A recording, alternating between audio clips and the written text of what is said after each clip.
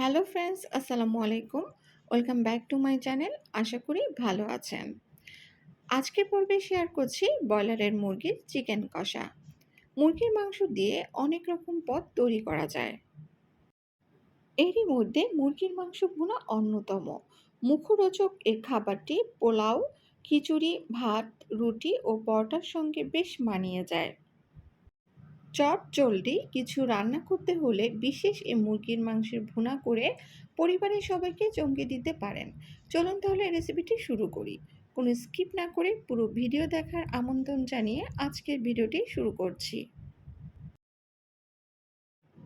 প্রথমেই চুলার উপর একটি হাঁড়ি দিলাম আর তাতে দিলাম হাফ কাপ সয়াবিন তেল।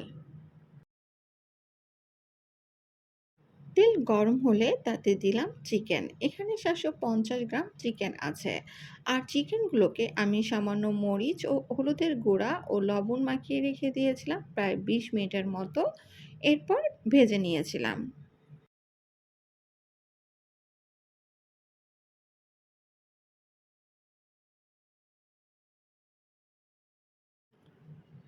এক পাশ ভাজা হলে অপর পাশ উল্টিয়ে দিলাম।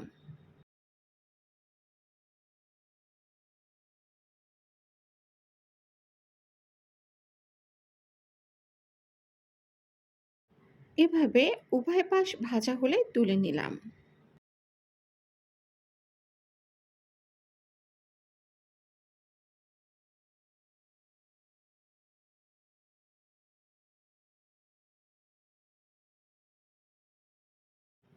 এবার ওই একই তেলে দিয়ে দিলাম এলাচ 5টি, দারুচিনি 3 টুকরো, লং 8টি, তেজপাতা ছোট সাইজের 4টি। এবার গরম মশলাগুলো ভেজে নিব। গরম মশলা দিয়ে যখন সুগন্ধি ছড়াবে তখন দিয়ে দিলাম 1 কাপ পেঁয়াজ কুচি। এখন পেঁয়াজ কুচিও নরম করে ভেজে নিব।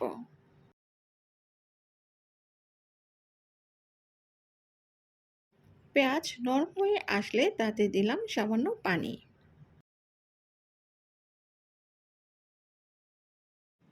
এবার দিলাম 1 টেবিল চামচ আদা বাটা, 1 টেবিল চামচ রসুন বাটা, 1 চা চামচ মরিচের গুঁড়া, 1 চা চামচ হলুদের গুঁড়া, 1 চা চামচ জিরার গুঁড়া, 1 চা চামচ ধনিয়ার গুঁড়া, স্বাদমতো লবণ,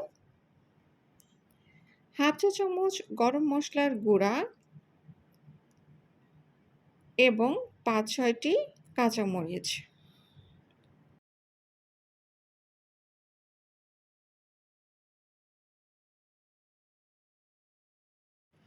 এবার সবকিছু খুব ভালো করে কষিয়ে নিব। আর ভালোভাবে কষানো হয়েছে বুঝতে পারবেন যখন দেখবেন মশলা থেকে তেল ছেড়ে দিয়েছে এবং বাবল সৃষ্টি হয়েছে। আর ওই পর্যায়ে দিয়ে দিলাম পূর্বে থেকে ভেজে রাখা চিকেনগুলোকে।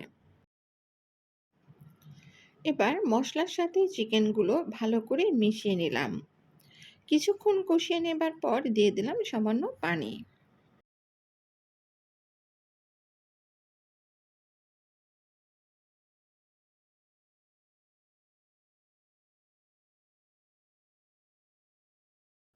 এবার দিয়ে দিলাম ঢাকনা। ঢাকনা দিয়ে জাল দিলাম 8 থেকে 10 মিনিট।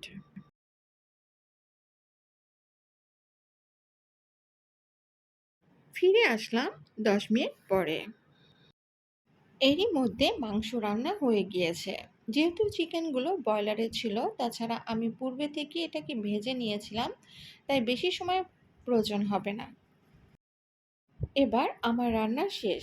আমি যেহেতু চিকেন কষা করব, তাই আরও কিছুক্ষণ জাল দিয়ে চুলা থেকে নামিয়ে নিব। আপনি যদি কিছুটা ঝোল রাখতে চান তাহলে এই সময় নামিয়ে রাখবেন।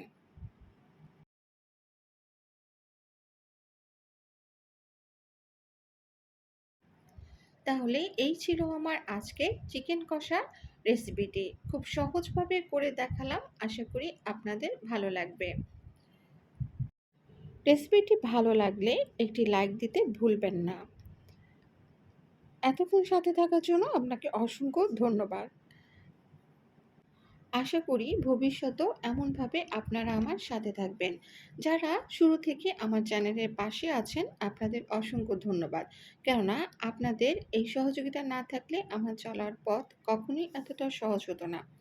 আজকের মতো বিদায় নিচ্ছি। আল্লাহ হাফেজ।